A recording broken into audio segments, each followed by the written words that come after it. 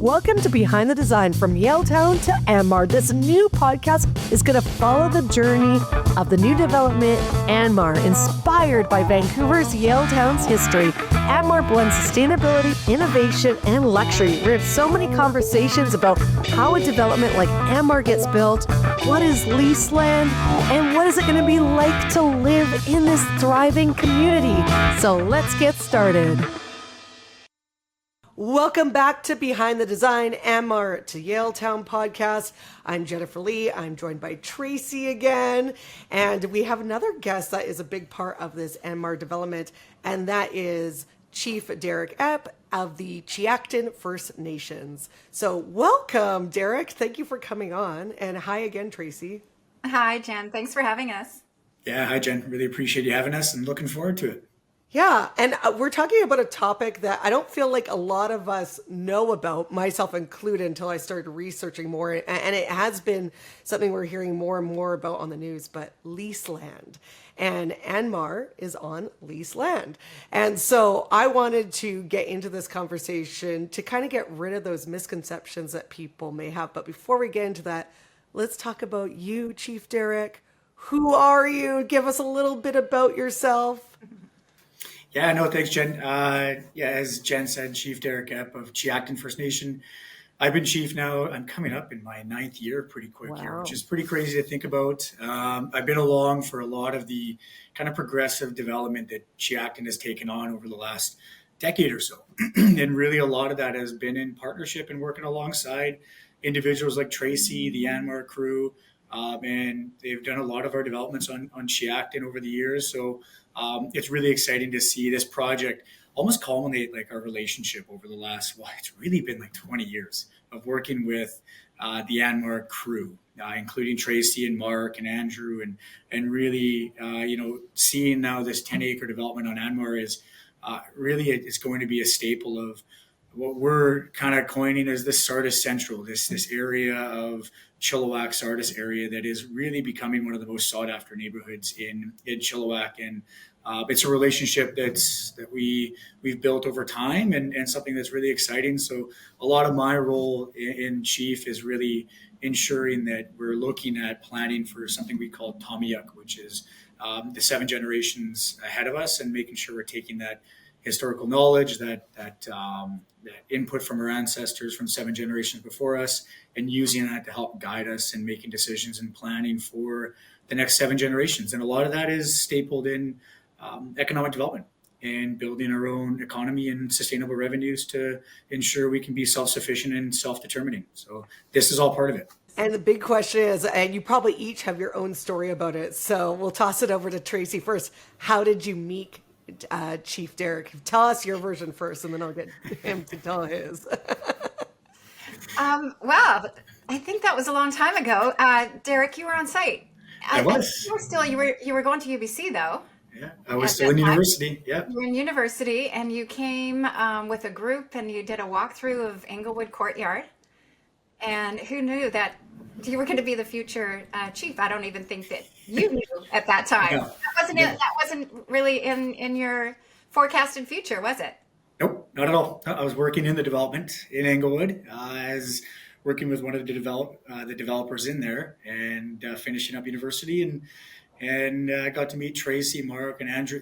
It probably is like 20 years ago now, which is crazy to think about. So I started as just working in the development and working in my community as a laborer mostly, and while I was in university. And yeah, Tracey's right. I did not even have an inkling at that time that I thought I would be chief, especially now for almost 9 years, which is pretty crazy to think about. Did she get that correct then? Chief Derek, was that spot on? She did, and my grandma lived in the development, or lives in the development still as well. So, yeah, Georgina. So I have a lot of roots in there, and it's funny. I used to have extended lunches, and Mark and everybody knew that when I went to have lunch with grandma in the development, they knew I was there for like an hour and a half or 2 hours. So I'd get these extra long lunches just because my grandma lives in there.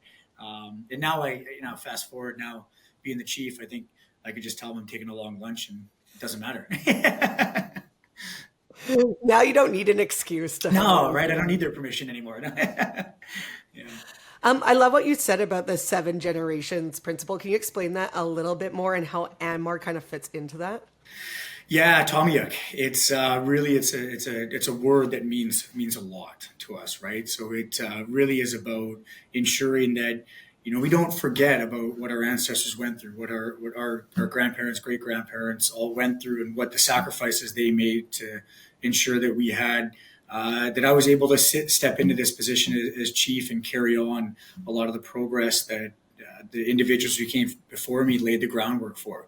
And it's really about ensuring that we're utilizing the assets that we have and being real and transparent is that through the Indian Act and the colonization process, First Nations were put in boxes to, ideally not succeed. And, for individuals like myself and Tzeachten, we've been able to, in the face of a lot of challenges, succeed. And it's about planning for those next 7 generations and using the assets and the resources, the land base that we have to plan the best we can to utilize the resources, the highest and best use so that we have the sustainable revenue streams, the developments that meet our membership's vision, and then we're capitalizing on some of those revenue streams and being able to invest in our current needs and plan for our future members' needs through, it can be acquiring land, building homes for our members, building public infrastructure, whether that be our community hall, our administration building, our sports fields. We have exciting things on the go looking at whether it's, public schools, public rec sites, whatever it may be. So it's a lot of, now we're in a position that we can do that. And the reason we can do that is because of developments like Andmar that are successful, that are providing that sustainable revenue stream through taxation and partnerships with individuals like the Andmar team that bring in wealth. Like, let's be real, that's a lot of what First Nations have gone without for years, have managed poverty for years and generations, and now we're in a position that we can begin to manage wealth and be able to continue to meet the evolving needs of our members today and in the 7 generations ahead of us. That's really lovely. I love that idea of 7 generations. And how does someone, like, if they want to develop land with you, like, how do they approach the band? Do they just say, hey, we want to bring a development? Like, what is the process? Do you seek them out? Like, who makes the first move? So it's a mix. Like, it depends. If a lot of our land is owned by individual band members or individual members of Tzeachten. So if that member is looking to develop their land, then typically that's an independent process that they take on. They go out and canvass developers or whoever they may want to work with. And, the Andmar team or the Canadian Retirement Development team has done a lot of developments with our individual band members. And we've still partnered on some of those developments with Tracey and the team. But this one is actually the first one that's been on actual band-owned land. So Tzeachten-owned land. So what we do when we look to lease out or partner on land that we own individually, a lot of the time we like to partner. Sometimes we like to own the assets depending on the risk that we want to take in on the development.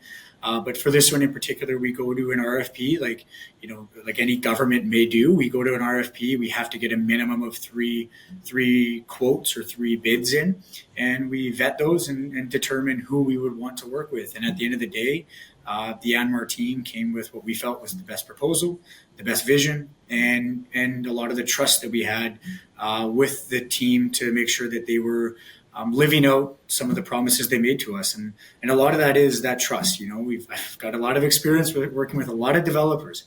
But I think what really, one of the things that sets this team apart is I don't need to put stuff in a legal document for what they say to ensure that they're going to stand behind it.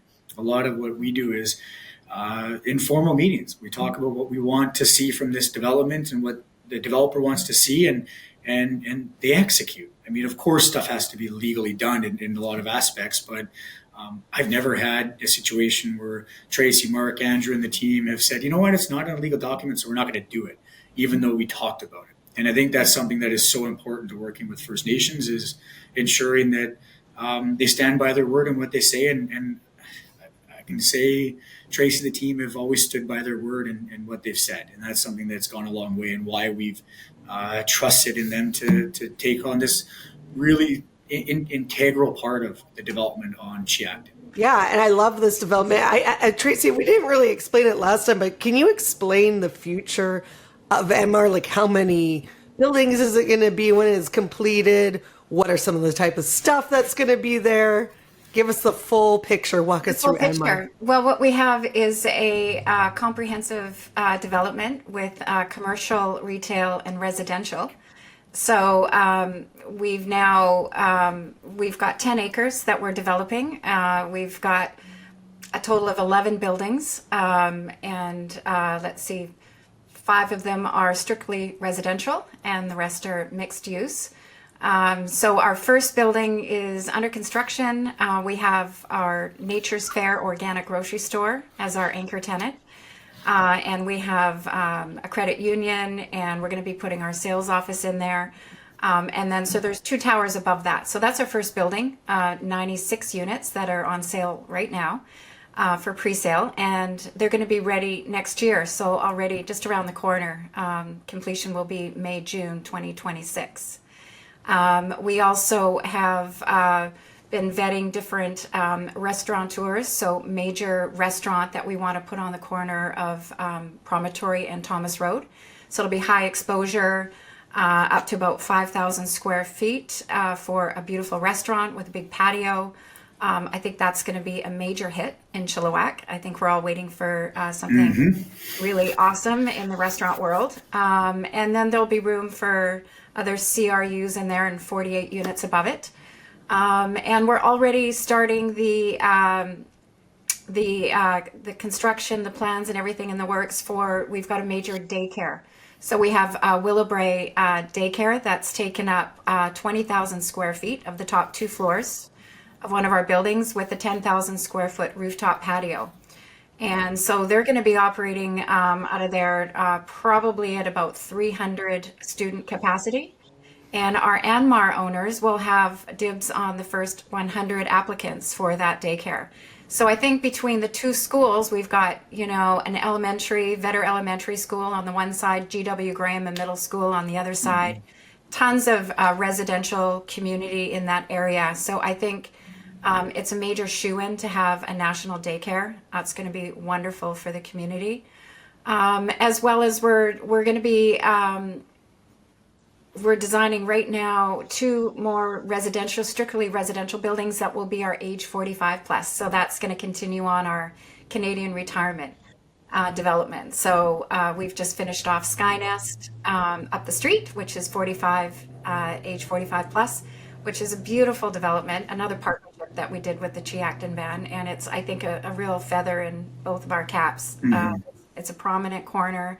It's beautiful luxury condos. So we're going to see, moving into Andmar, we're going to have something for those, empty nesters to go as well. And we thought having strictly residential buildings instead of the mix might be the better fit for that age group. But they can still be within the hub of the community, right? So very exciting. We're going to have a community building in there as well that will probably host a gym and some sort of a juice bar, coffee shop. We'd like to bring in local artisans to display some art, breweries, more restaurants, bistros, that kind of a thing, retail. So it's a community within a community. It's just, I think it's just the opportunity to create something pretty incredible in Chilliwack. We all say, oh yeah, small town Chilliwack, but we're no longer small town anymore, are we? And so we do have to plan big. We need to plan for the future. We want to be cutting edge. We want to be sustainable. We want to be able to attract people from larger areas, and they can move into a beautiful place like Chilliwack and feel right at home, nestled in our nice little community. And you can live there from different stages in your life. It sounds like you can start off young, grow old, which is nice. And that's the thing, is a community thrives when it's all different ages pitching in. And I think we're realizing that more and more, that we need to start building communities where we respect the elderly and have everyone as a big part of our lives. So I'm really excited you guys are doing that. Yeah, I think it used to be Chilliwack was known as a retirement community, right? Remember, and that's what we started, Mark started his development in retirement communities. And I think he really modeled them from, the Palm Springs / Arizona snowbird, right? Gated communities where Derek's grandmother Georgina lives. It's a gated rancher community, right? So, it's low maintenance on the house. It has that social aspect. It's gated and safe. So it really resembles that lifestyle that was really appealing to a lot of Canadians moving or having half-time homes in Palm Springs or Arizona. So I think that's we've really taken that idea and ran with it. And now, of course, we're doing more than just retirement communities. We're doing all ages. Great. And Chief Derek, as the leaser of this land, do you get to veto or have any input of what type of businesses they put in? I'm just curious because, I'm just wondering, do you guys get to say what goes in there, what kind of your vision is, or what it needs to be included in the development? No, like not necessarily. Of course, like they're, if they decide to put in an extreme business that nobody agrees with, then maybe, yeah, we might step in. But no, I mean, in all seriousness, no, like for the most part, yeah, like we've met and chatted about like potential tenants or, what may be coming. And, but we got full trust in that team to do, they're the professionals who know the market. Because really what we're looking for is exactly what Tracey's talking about is that balanced commercial space in there that we really need in Chilliwack. And they understand the market much better than we do. And knowing that, we do need restaurants, we do need the daycare, we do need the banks, the Nature's Fair grocery store, the breweries or the coffee shops, whatever it might be. If looking out my office window, I'm looking at there are 2 towers that are being built right now, but the one main building. And if you look around the area, the amount of residential development, it's now meeting the capacity that we absolutely need this commercial development in the area. And we got full trust in Tracey and the team to know the market, understand what the needs are in this area, because ultimately we want the commercial shopping center to be, busy, bolstering, a lot of people going in there and accessing all the commercial amenities in there, because at the end of the day, that helps support our tax base as well. So, whatever Tracey and the team can come up with that's going to meet the current market needs, we're here for it. And whatever she's described so far is exactly what we're looking for. And they keep me apprised, but I don't veto. We don't come in.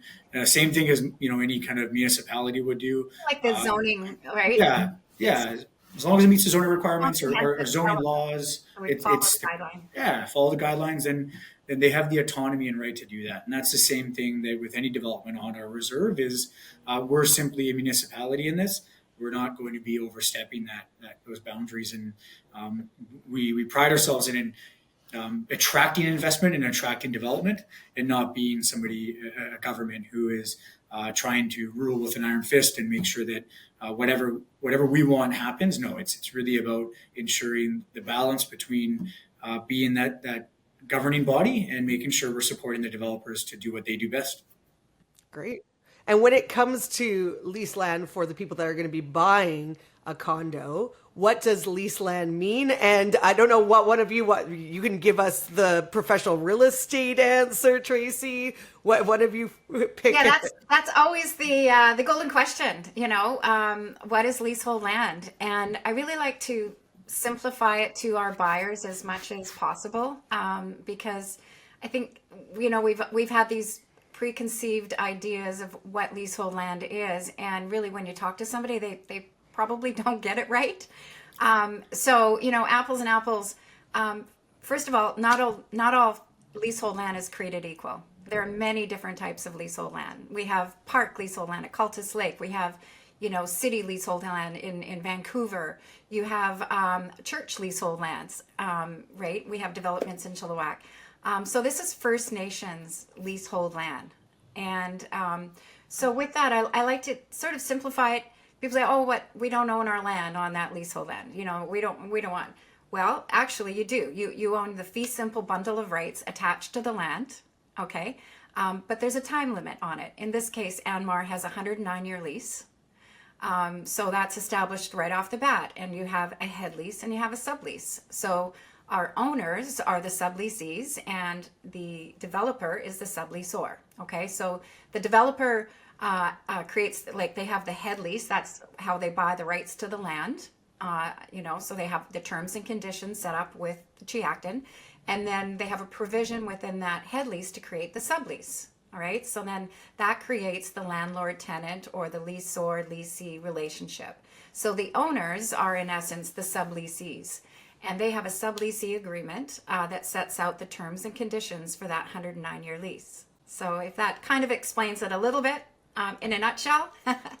Then I have another question about that, because this is something that a lot of people talk about. And again, they might not be talking about the right leasehold land. It's just kind of a general statement. But a lot of people will say they don't want to buy leasehold anywhere because they don't feel it's going to appreciate in value when you go to sell, opposed to buying something that's not leasehold. So what would you say to that? Well, again, that's pretty a broad statement, because sure, there can be areas that you're purchasing on anywhere, whether it's leasehold or freehold, that's not going to appreciate. There's certain areas that's just the case. I'm really proud to say that we've set precedents on the value on leasehold land in Chilliwack. From the beginning, when we started selling Inglewood Courtyard, there's 136 condos. That is the sister development to Inglewood Village. And, we started off, it was a hard sell. And once we sort of started educating not just the consumer, but the realtors. And because they're the ones that are ultimately going to be bringing buyers to us, for that sale. And once you start providing the information, everything opened up. I remember it was a little bit before Derek's time as being chief, but I used to host a everything you want to know about buying and selling leasehold land for realtors. And it was in our sales office in the clubhouse, and I would invite local notary and lawyer and mortgage brokers, and Deanna, Derek's lands manager, who's still in that position. She would come, and we would have a panel of experts for realtors to be able to ask the important questions. So they say, well, what's going to happen to that lease when it runs out? Good question. But what we're developing is, homes that are wood frame construction, condos generally in wood frame construction. I don't know about your house, but is it going to last 109 years? Generally speaking, let's call it like in Vancouver, right? So we've got some old areas where, the condos are, whether it's, South Vancouver in Marpole area or on Kingsway and in Metrotown. A lot of those old buildings, right? Developers will come along and they'll want to purchase the land, right? Do a blanket purchase to the owners and bring it up to its highest and best development, right? So within that, they're going to do a feasibility study. Same thing goes with the Tzeachten lands. One day, a developer's going to come along. How is this land going to look in 60, 70 years? I have no clue, but I bet you it's going to be a lot different. Mm-hmm. So a developer will likely come along and say, okay, we want to bring this to its highest and best use. Part of that feasibility study would be getting an extension on that lease. And since the Tzeachten is so pro-business, that way that they've, built themselves up, that process is going to be, I think, as the years sort of unfold, a lot easier to sort of predict. I think, Derek, correct me if I'm wrong, I think we're going to be seeing longer leases now being offered. And what about a perpetual renewal each time? Yeah, 100%. Yeah, like we're looking at, at a 50-year mark, there's a trigger that says, okay, you have to renegotiate the lease. There's all these mechanisms now in place that ultimately protect the leaseholder. And that's really what we're about as well, is ensuring, because at the end of the day, we depend on these revenue streams to continue to be self-sufficient and self-determining. And all of our laws, we have an obligation, being a government, because we have municipal status. We are, very progressive. We have an obligation that we have to be here to protect our taxpayers. And that's all the individuals who are living in these developments. That's a duty that we have. And Tracey's absolutely right. Like any other development on or off reserve, there's a shelf life. And at the end of the day, somebody will come in and want to acquire that development and that piece of land, maybe bulldoze the whole thing, Who knows? Who knows? And start over and rebuild. And that's same thing with any other development on or off reserve. And we'll be here to say, yes, please, let's do this. Let's redevelop. We're looking at doing that ourselves. We have a shopping center right behind us. That's a very healthy, vibrant shopping center. But it's 30 years old now. It's, 25, 30 years old now, and we own it. We've leased it to ourselves to protect ourselves as well. And it's something that we look at a redevelopment process now as well, because we only leased it to ourselves for 45 years. That was 30 years ago. Short-sighted of us. Now we're looking that we have to lease it to ourselves for 99 or 150 or 200 years. And we're doing the same thing with these developments. Tracey writes a 109-year lease.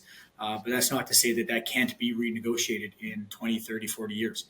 That'll ultimately be up to the homeowners, the developer, whoever is in there that's forming that homeowners association. If they feel it is time to renegotiate the lease, they have every right to do that and extend it or whatever that may look like, to protect their asset. And and appreciation. I can tell you, Tzeachten is probably one of the most high value land in Chilliwack right now. I do a lot of this work across the country now, explaining the importance of building an economy and the importance of being self-sufficient through progressive economic development. And a lot of that is looking at the comparables. Now, if you look at a lot of our developments, all the ones that Tracey and her team have done meet the standard of any price for sale on or off reserve. You wouldn't know the difference. Our individuals living on Tzeachten, we believe in equitable tax base as well. So we simply adopt the city of Chilliwack's tax base or tax rates. So they don't see any difference in the taxes they pay. They get the same level of services, water, sewer, garbage collection, whatever, road maintenance, whatever it may be. Actually, in fact, there's some people don't even know they buy on Tzeachten. They don't even know they buy on reserve. And that's probably up to the realtor, probably not explaining that well enough to them. But we get it a lot where our taxpayers go to the city hall to pay taxes, and they're like, no, you actually live on Tzeachten. And they're like, excuse me? I don't want a reserve? What? Like, it just is really because there's such a comfort now to living on a reserve like Tzeachten. And many other communities are catching up, but we've been in this game for so long. We have so many laws, so many policies that protect the individuals living in our communities, our taxpayers, because we know that without them, we wouldn't have the ability to do what we do as a government. And we're like any other government. We rely on tax base. We rely on those municipal type taxes and provincial taxes to sustain our operations and continue to do the unique things that we do.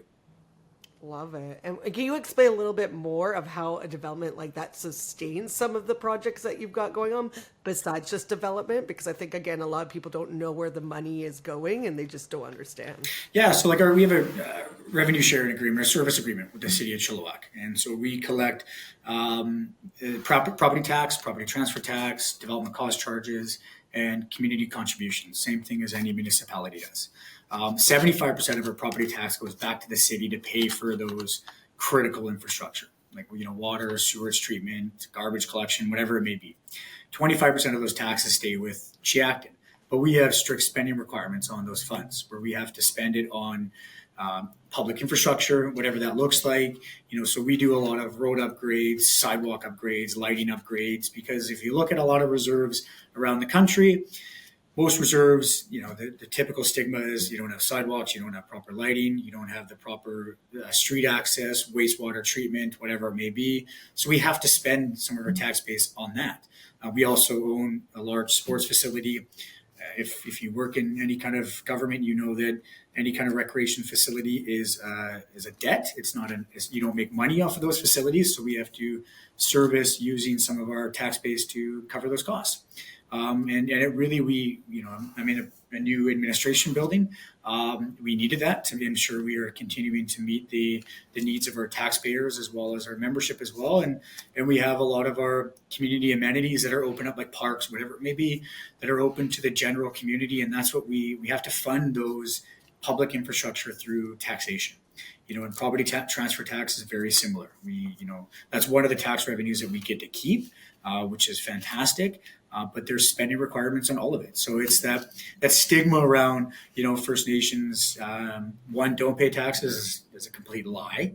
And two, that we we get to spend on whatever we see fit. Well, no, we have requirements, as any other government does, that a finance administration law that speaks to how we utilize those revenues to ensure that we're meeting not only our members but the general public's need as well, because that's our responsibility as a government. So, I hope that that answers the question, because a lot of it is it's really breaking down the stigmas around the general society's view on a lot of people believe that the federal government still subsidizes First Nations. Well, that's in fact the opposite. We actually subsidize the local government in what we do.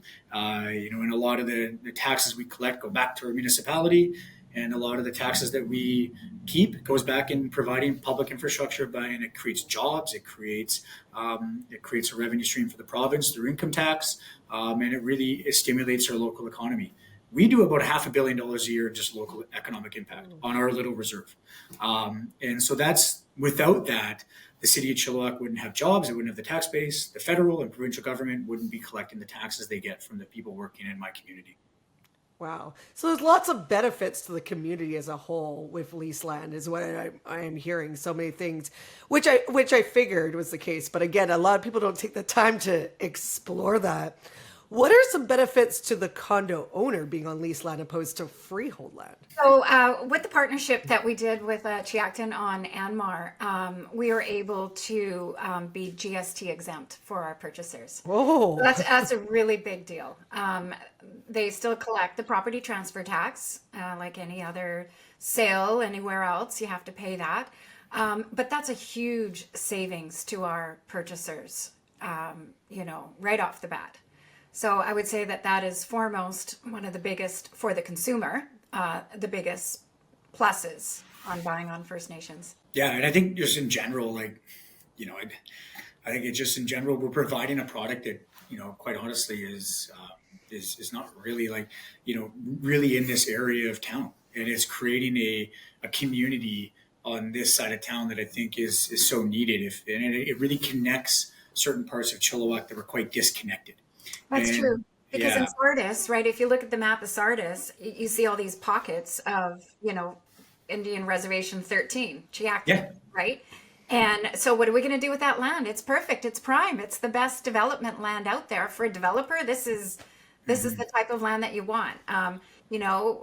Rather than taking land out of the ALR, right? Why would we, when we can develop right smack in the middle of the community, these pockets of land? And we're able to a lot of the housing crisis, right? And without First Nations development, you wouldn't see the amount of units being built in Chilliwack without communities like Tzeachten. And where would they be built? Quite frankly, there's really nowhere else to build in Chilliwack except for on reserve land. And Tzeachten's one of those contributors.